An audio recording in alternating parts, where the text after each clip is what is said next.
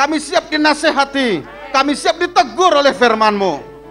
Engkau sudah urapi hamba-Mu, Engkau sudah urapi kami semuanya. Berbicaralah Engkau sekarang Tuhan. Dalam nama Tuhan Yesus Kristus kami berdoa. Haleluya. Sama-sama katakan amin. Silahkan duduk. Puji Tuhan, shalom. Wah, dahsyat banget ini, luar biasa ini ya. Wow. Ketika ngelihat orang-orang percaya nyanyi dengan sungguh-sungguh. Wow. Kok pulang diberkati oleh Tuhan. Saya baru pulang dari Maluku ya, untuk peresmian 2 perahu kecil, perahu penginjilan. Diutus oleh Departemen PI, Departemen Penginjilan Gereja Betel Indonesia. Jadi ketua kami adalah Bapak Gilbert di Sinode. Saya ada di bawahnya. Saya bagian anak-anak jalanan, bagian kaum marginal. Ketika beliau ngutus, hari ke Maluku, siap. Saya terbang. Waktu itu sempat salah swab. Ternyata mereka swab mintanya PCR. Saya antigen. Jadi saya balik lagi. Karena untuk PCR kan 24 jam. Kalau antigen cepat. Jadi karena seringnya saya pergi keluar kota, swab terus. Ini lubang hidung saya dilebar. Untung pakai masker. Gitu. Ketika di Maluku, wah tantangan berat. Kami harus pindah dari kapal besar ke kapal kecil. Karena kapal besar itu tidak bersandar di tempat kami akan KKR malam nanti. Ya, bisa diputar videonya? Sudah oke? Sudah oke. Perpindahan dari kapal besar itu ke kapal kecil itu di tengah laut. Waduh. Dan ini saya nggak kasih tahu istri saya. Kalau saya kasih tahu, takut nanti dia. Ya, ini nih, ya perpindahan itu. Jadi perahu kecil itu panggil kami, kiri bang, kiri perahu, coba bayangkan. Ya, nah ini. Oke, suaranya boleh. Ya, ini kami turun dari perahu besar. Terus pindah ke perahu kecil yang muat untuk 9 orang saja. Ini perahu yang kami resmikan. Perahu yang kami doakan untuk penginjilan di pesisir pantai. Ya. Sorry karena saya baru kirim videonya tadi, ya. Belum. Ini pindah. Ini perjuangan kami. Ya, untuk pindah perahu. Ya, tas aku udah, tas kuning. Tas kuning udah? Sudah. Boleh. Adik, Oke, lagi ya. telepon Om ya. Iya, Sir. Ya. Aktif terus ya. Kamu hebat. Ini di tengah laut Bapak Ibu. Nanti bisa lihat perahu yang besar. Tunggu. Kami pindah ke perahu ada kecil. motor segala macam ya. Perahu yang membawa kami ke dusun di mana kami KKR malamnya.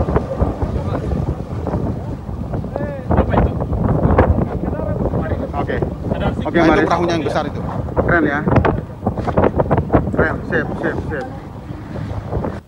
Nah, jadi kami dari perahu besar tadi pindah ke perahu kecil tuh perjalanan 3 jam. 3 jam. Sampailah ke dusun yang namanya dusun Sofan. Waktu masuk sana orangnya Sofan ya. Misi. Anda Sofan, kami segan katanya. Jadi kami KKR di sana 1 malam. Dari situ baru kami bukan terbang, berlayar lagi, naik perahu kecil tadi. Perahunya dinamai perahu hebat. Kamu hebat. Karena, nah ini yang kedua, ya, boleh? Ini kami bersandar ke satu pulau Kita kecil. bersandar sebentar dengan Bapak. Ini ketua MPL-nya, Kita mau ketua MPL di sana. Kita mau launching kapal pekabaran Injil untuk Taliabu. Yes, Dan ini jemaat. itu perahunya yang kami naiki selama kami di pulaunya. sana. Ya, Ini pulau kecil tapi unik banget, enak ya. Unik dan enak. Itu Faris lagi buru-buru karena ada sesuatu yang harus dia lepaskan. ini pendeta Risairo. Ya. Oke teman-teman, luar biasa. Terima kasih untuk yang mendoakan, terima kasih untuk yang terus mendukung pelayanan ini. Perahunya sudah jadi dan perahunya segera launching. Jadi berkat bagi banyak orang. Tuhan memberkati. Jadi perahu ini dipakai oleh pendeta di sana untuk menginjil. Hanya muat 9 orang. Ya, dari Sofan, kami KKR malamnya, wah dahsyat yang datang, aduh mereka dari jauh-jauh ada yang nginep di gereja itu. Karena apa? Kalau mereka harus pulang lagi, mereka ketemu malam. Makanya dia tunggu, kami nginep. Makanya waktu KKR sudah mulai jam 7, selesai jam setengah 11 malam, mereka minta lanjut. Lanjut katanya. Ya udah kita ganti sekarang. Bukan ibadah KKR, apa? Doa semalam suntuk. Dari Sofan, kami berlayar lagi. Sampai namanya Dusun Tolong.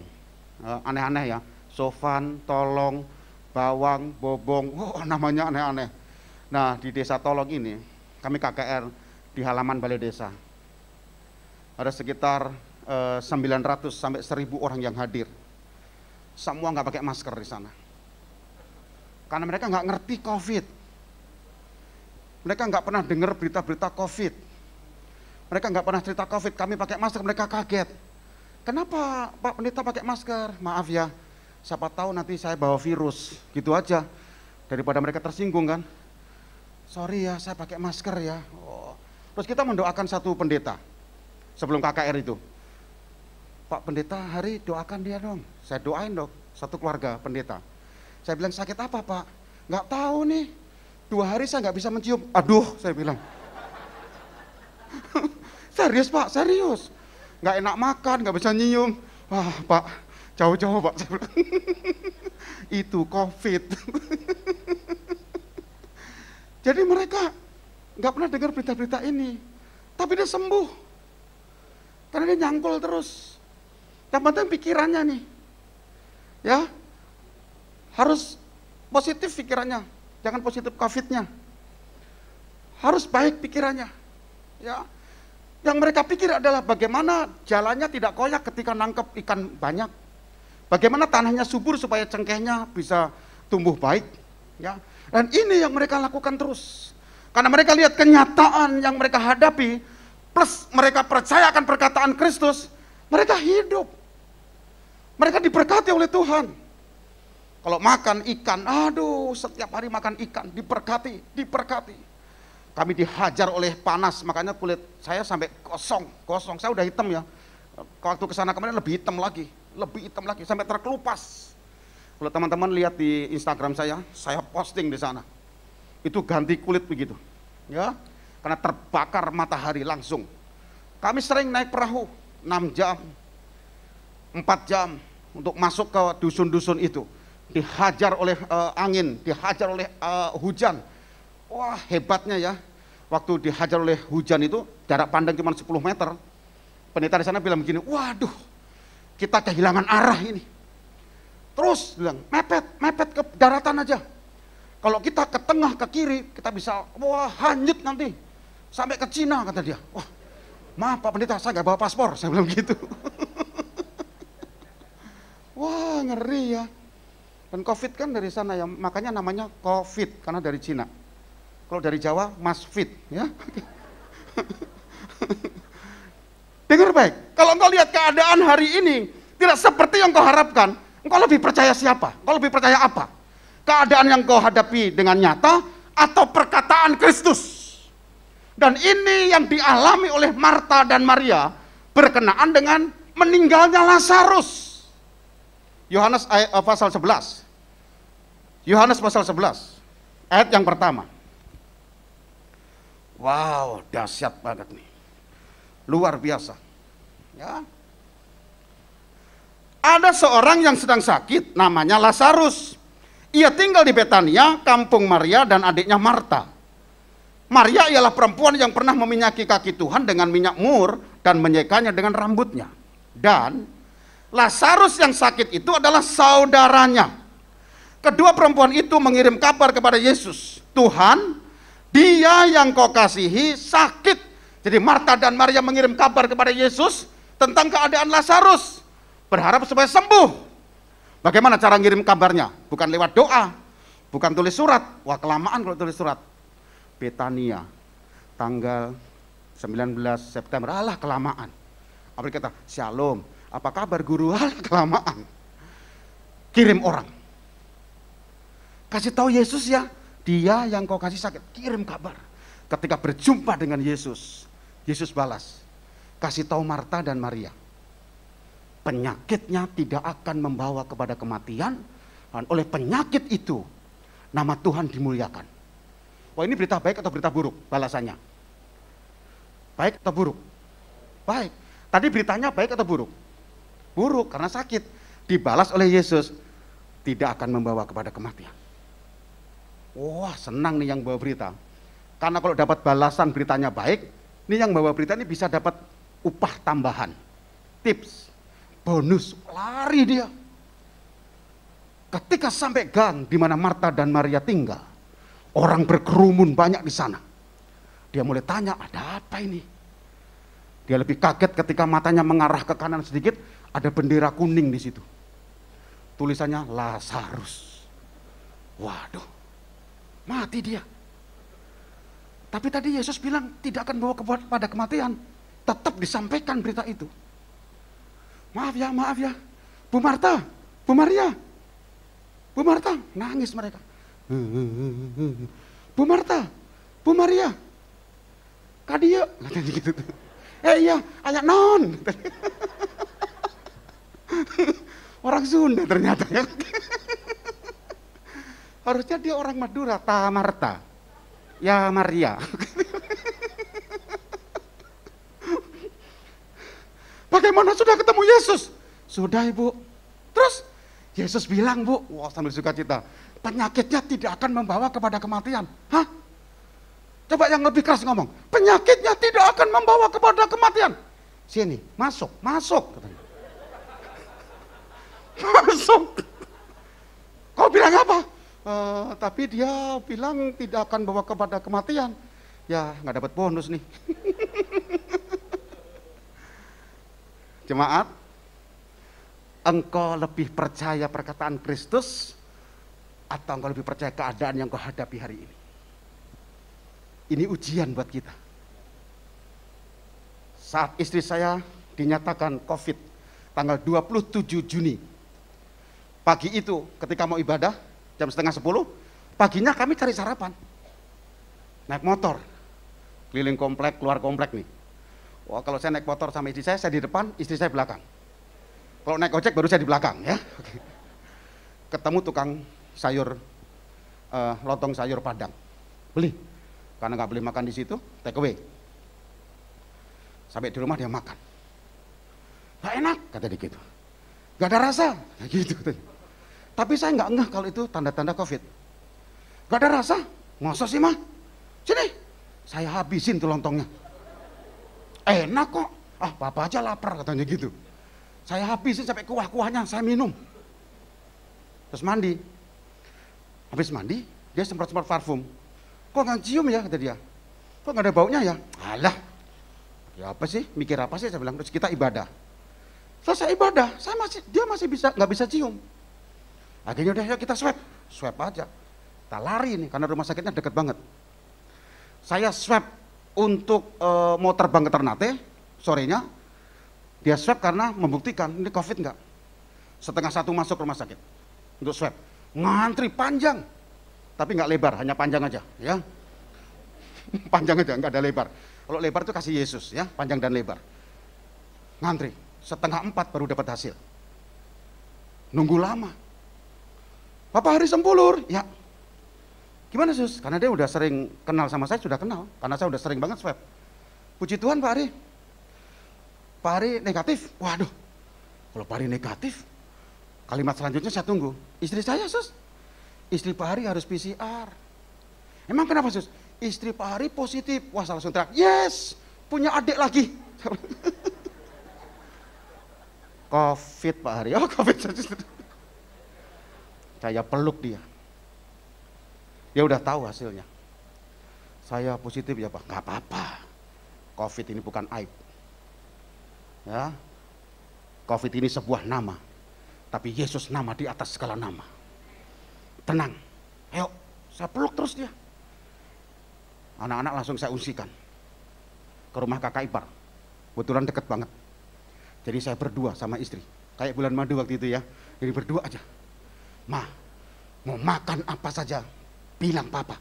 Papa masak, pesan online. Oke. Ma, COVID itu obatnya satu. Apa? Antibodi yang baik. Untuk mendapatkan antibodi yang baik, makan yang banyak, tidur yang nyenyak. Udah, tenang. Semua beres mah. Oh, hari kedua nangis, nggak bisa makan. Wah, saya ajarin cara makan. Oke, situ piring, saya piring. Oke, angkat, masuk mulut. Ayo, Mama. Nggak bisa. Paksa. Dan dia makan. Nggak minum obat-obat apapun juga. Makan, tidur. Makan, tidur, jemur. Makan, tidur, jemur. Itu aja. Hari keempat, setelah tanggal 27. Habis doa pagi, kita duduk di teras. Nah, kami punya taman kecil gitu. Dia suka nanam apa itu, bunga-bunga gitu. Wah, apa aja bunga, sampai janda bolong dia punya, ya. Saya nggak tahu siapa yang bolongin. Janda bolong tetangga saya beli 300 juta, Pak. Sekaligus kebun-kebunnya, ya. Jadi itu harganya mahal kan, kebun-kebun dibeli. Terus semprot-semprot, tiba-tiba dia ngomong nyeletuk hari keempat. Kok bau kotoran kucing ya, kata dia gitu. Hah? Apa mah bilang? Bau banget sih kotoran kucing. Berarti sudah sembuh, saya bilang. Iya ya, mana kotoran tadi, kata dia. Mau ngapain, Pak? Mau berterima kasih sama dia. Penyakit itu tidak akan membawa kepada kematian. Lihat kenyataannya, istri saya positif loh. Tapi saya tetap yakin, oleh penyakit itu, nama Yesus dimuliakan. Hari ke-8, udah normal dia. Makan udah banyak. Ya, udah bisa jalan-jalan. Wah, Pak, mall yang buka di mana, Pak? Waduh. Mall yang buka, berarti dia udah sembuh dia. Terus ngomongnya udah mulai galak, wah sembuh, yakin banget nih sembuh nih. Saya telepon dokter, dok, hari ke-10 dok, istri saya nggak ada tanda-tanda sakit. Perlu swab nggak dok? Tunggu sampai hari ke-14. Hari ke-14, dok, istri saya udah sehat banget nih, swab nggak? Nggak usah. Udah jalan, langsung kami berbagi langsung. Bawa mobil keliling, dokternya ngeliat Instagram saya, dia langsung telepon, Pak Hari, ibu belum boleh capek-capek. Habis gimana dok? Ya bikinlah kegiatan. Akhirnya saya bikin dapur umum. 300 porsi setiap hari. Kami kasih makan orang-orang yang isoman di 23 RW di kelurahan kami. Saya ngomong Pak Lurah, berapa orang yang isoman? Banyak. 360 di 23 RW. Kami siapkan 300. Dia bangun pagi-pagi benar sebelum ayam berkokok 3 kali. Dia udah bangun, masak. Wah, tetap masaknya sambil pujian penyembahan. Curahkanlah. Tapi pakai masker, tenang aja, oke. Akhirnya jalan. Waktu kami isoman, waktu istri saya isoman, tetangga-tetangga pada ketakutan. Tutup pintu. Kami lewat, mereka semua lari. Padahal yang sakit cuma dia. Saya tidak tertular. Anak-anak saya tidak tertular. Hebat ini. Saya peluk-peluk dia padahal. Tenang mah, udah semangat, sehat. Kalau lihat keluargamu sakit, COVID, jangan ditinggalin. Wah, sendiri enggak, kasih kekuatan. Sampai saya bilang, Papa nggak takut ketularan, biarin. Kita COVID berdua, saya bilang gitu. Puji Tuhan, waktu dia nyatakan sembuh, saya swab lagi. Suster bilang, kenapa lagi Pak Ari? Swab lagi dok. Wah, semakin lebar aja nih hidung. Saya negatif lagi. Anak-anak tidak tertular. Saya klik artikel di kompas.com. Orang yang sudah vaksin masih bisa kena, tapi virusnya sedikit. Gejalanya ringan. Cepat sembuh. Dan yang keempat, tidak menularkan. Makanya yang belum vaksin, vaksin. Gak usah takut. Tetangga saya nih, Pak vaksin Pak? Enggak nanti saya diawasin WHO, kata dia. Ngapain ngawasin kamu? Kerjaanmu cuma duduk-duduk sambil garuk-garuk. Kerjaan duduk-duduk sambil garuk-garuk aja. Ada kepentingan apa WHO ngawasin kamu? GR banget. Nanti dia tahu kemana saya pergi. Alah, sok GR kamu. Vaksin tuh. Anak saya juga mau vaksin tuh. Malah buru-buru pengen vaksin dia. Nak, vaksin mau Papa. Kenapa sih nak? Biar bisa masuk mall, kata dia. Makanya suami-suami jangan izinkan istrimu vaksin biar nggak masuk mall. Jadi Marta dan Maria marah sama Yesus Karena ketika Yesus masuk, sebelum masuk Betania, Marta marah. Marta bilang, kalau seandainya kau datang kemarin guru, maka Lazarus tidak mati. Ini roh Marta ini bahaya loh. Roh Marta ini roh yang membuat engkau susah menerima mujizat Tuhan. Karena ngeyel. Yesus sudah bilang, saudaramu akan bangkit. Bangkit sih bangkit, kata Marta. Tapi nanti akhir zaman. Tuh, ngeyel. Sok pinter, sok tahu. Bahaya loh kalau engkau punya roh Marta loh. Ini Marta yang di Alkitab ya, bukan Marta tetangga kita. Kata Yesus, akulah kebangkitan dan hidup. Kalau engkau percaya kepadaku, engkau akan bangkit sekalipun engkau sudah mati. Ya bangkit guru, tapi nanti kan akhir zaman. Anak kecil juga tahu tuh. Bandel kan, roh Marta itu. Lalu Yesus nangis di ayat 35. Nangis Yesus. Marta Maria ngomong dalam itu, makanya jangan telat datang, jangan telat. Hari keempat datang, mana ada mujizat. Pantesan Lazarus cepat mati ya. Nah, Marta Maria cerewet kayak gini. Aduh. Menurut survei, istri-istri yang cerewet biasanya suaminya pendiam. Pendiam kenapa? Karena nggak mau terjadi perang dunia keempat di rumah itu. Kalau kita di rumah sama-sama diam ya kak ya. Oke. Ini anak saya nomor 2 ya. Coba berdiri kak, sebentar kak, diri aja kak, sebentar kak. Nah lihat ke belakang kak. Nah ini anak saya nomor 2. Banyak orang bilang, Pak Hari anaknya kuliah semester berapa? Kelas 3 SMP. Baru ulang tahun kemarin 14 tahun. Ya. Waduh, nih kakaknya lebih tinggi lagi, 182, pemain futsal. Ini adiknya. Oh adiknya lagi lebih tinggi lagi nih calonnya. Ya, nah adiknya ini susah nih yang kecil nih. Ma aku divaksin boleh nggak ma? Sudah nak, ya sudah. Vaksin apa? Polio.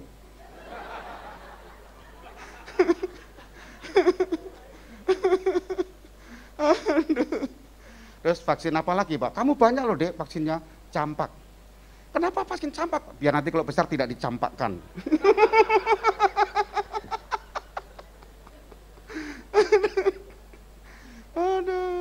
Ada orang yang mau vaksin, wah aku mau vaksin, udah dapat vaksin nih, yes aku dapat sertifikat. Mau kemana bu? Pegadaian, kata dia gitu. Mau ngapain gadein sertifikat vaksin? Marta dan Maria itu roh ngeyel, roh sok tahu. Bangkit sih bangkit, tapi nanti. Lalu Yesus nangis. Nangis karena kengeyelan Maria dan Marta yang tidak percaya perkataan Yesus. Marta dan Maria, tapi kenyataannya Lazarus mati, guru. Berkali-kali Yesus ngomong, saudaramu akan bangkit. Hari ini mungkin kau sedang kirim kabar ke Yesus. Tuhan, rumah tanggaku sakit. Mungkin kau sedang kirim kabar ke Yesus lewat doa-doamu, Tuhan, ekonomiku sakit. Terus Yesus jawab, penyakit ekonomimu tidak akan mematikan usahamu. Penyakit keluargamu tidak akan merusak keadaanmu. Engkau lebih percaya perkataan Yesus atau lihat keadaan yang sekarang dan engkau menjadi percaya. Tapi memang nyatanya sakit Tuhan. Perlu iman yang melekat kepada Yesus untuk ngerti perkataan itu. Marta dan Maria membuat Yesus nangis karena Marta dan Maria tidak percaya perkataan Yesus. Bahkan ketika Yesus sampai di depan kubur Lazarus, Yesus berkata kepada orang banyak, buka, angkat batu itu. Marta yang dari jauh dengar kalimat itu, angkatlah batu itu. Stop, kata Marta. Maaf guru, kan sudah saya bilang, ini hari keempat. Dia sudah berbau. Bau. You know bau? Untung Yesus nggak jawab, oh penciuman masih baik. Berarti tidak COVID kamu ya. Marta membatasi kuasa Tuhan. Hari ini engkau dengar firman. Keadaan yang kau alami tidak akan merusak hidupmu. Tapi oleh keadaan yang kau alami hari ini, nama Tuhan akan dimuliakan. Terus engkau ngomong, tapi memang keadaannya parah Pak Pendeta. Itu roh Marta, roh Maria. Roh membatasi kuasa Tuhan. Yesus tetap berkata, angkat batu itu. Mungkin Marta lebih teriak, stop, jangan bikin malu keluarganya. Dia udah bau. Hari keempat tidak ada mujizat. Karena orang Yahudi percaya, orang meninggal itu ditunggu sampai hari ketiga. Hari pertama, oh ada kemungkinan dia bangkit karena mungkin dia mati suri. Hari kedua, masih ada kemungkinan. Hari ketiga, kita tunggu sampai materi terbenam. Kalau sampai materi terbenam berarti sudah lewat hari ketiga. Kubur, karena nggak mungkin ada mujizat. Itu tradisi dan kepercayaan orang-orang Yahudi. Yesus mau kasih tahu bahwa perkataannya iya dan amin. Buka batu itu. Marta selalu berkata, stop. Hari keempat ini. Dan orang buka. Lalu Yesus berkata, Lazarus, keluarlah. Oh, orang mungkin bengong semua. Lazarus keluar dari kubur itu. Enggak begini tangannya begini. Karena tangan dan kaki diikat oleh kain kapan. Keluar. Kayak naon sih panggil-panggil. Yesus membuktikan perkataannya. Jangan batasi kuasa Tuhan. Amin. Jangan batasi kuasa Yesus. Jangan dikuasai roh Marta dan Maria. Apa roh Marta dan Maria? Roh ngeyel. Sok tahu. Gak percaya firman. Dan membatasi kuasa Tuhan. Mungkin kau berkata, memang sudah hampir 2 tahun Pak Ari. Saya gak ada kerjaan Pak. Kau masih bisa hidup sampai hari ini? Bukankah kau bersyukur itu? Kakak ipar saya dipanggil Tuhan. 2 suami istri. Saya cari rumah sakit. Susahnya minta ampun. Cari oksigen yang harganya 25.000 itu. Susahnya minta ampun. Jam 1 dini hari saya bangun, saya keliling Depok. Cari oksigen. Supaya kakak saya bisa menghirup sedikit saja. Tapi lewat peristiwa itu. Saya katakan kita bersyukur ya bisa nafas. Ya ampun, tiap hari nafas gratis. Coba Yesus minta sekali hirup cepek aja. 100 rupiah yang kecil itu. Cepek. 2 pek. Sampai capek. Kalau sampai hari ini engkau masih bisa menikmati makan, minum, tidur nyenyak, bisa bayar kontrakan, itu berkat. Itu berkat. Kemarin saya dan istri di Depok lihat satu nenek, anak dan cucunya tinggal di rumah kosong yang atapnya hanya sekitar 1 meter saja, yang nggak kena hujan. Dia tidur di situ. Saya tanya, tinggal di sini berapa lama? Dia bilang sudah lama. Lalu saya cari kontrakan. Kita carikan kontrakan ya Nek. Karena dia tinggal di situ tidak ada listrik, tidak ada toilet, tidak ada air. Kalau malam dia pindah di emperan toko. Pagi balik lagi. Saya berbagi sudah hari ke-50, hari ke-50. Hari ke-50. Ada orang yang iseng-iseng hitung. Pesta hari 1 porsi berapa? 12.000. Kami buat 12.000. Kali 300. Kali 1 hari, kali 10 hari. Wah gila, kata dia. 100 juta lebih sebulan. Saya juga kaget waktu dia ngitung. Hah, kita bisa punya uang segini banyak ya. Terus berbagi. Sabtu Minggu kami libur. Senin masak lagi. Untuk 300 orang. Anak-anak saya ikut berbagi, ikut masak. Karena apa? Tuhan baik. Tuhan selamatkan saya, keluarga saya. Jauh sebelum itu saya pun sudah berbagi. Terus ini bentuk ucapan syukur saya. Ayo coba tengok tetangga. Ya, waktu tetangga saya yang kunci rumah waktu saya lewat, waktu istri saya isoman. Setelah kami sembuh, 2 keluarga kena COVID. Kena COVID. 2 keluarga isoman. Waduh. Terus kita bilang syukurin gitu. Enggak. Kita kasih beras, ya. Saya bilang sama istri saya, "Mah, siapin beras, telur, mie instan, minyak, sarden. Buat siapa? Tetangga kita sakit." Wah, tante, anak saya bilang, "Bunda, Bunda nak, ya bunda katanya. Bunda ada beras, ada mie instan, ada telur, ada sarden. Dia jawab dari dalam, maaf, saya nggak punya kompor katanya. Ya ampun, beli kompor katanya. Jadi cara balas dendam yang baik adalah mengampuni dia dan biarkan Tuhan berperkara dengan dia.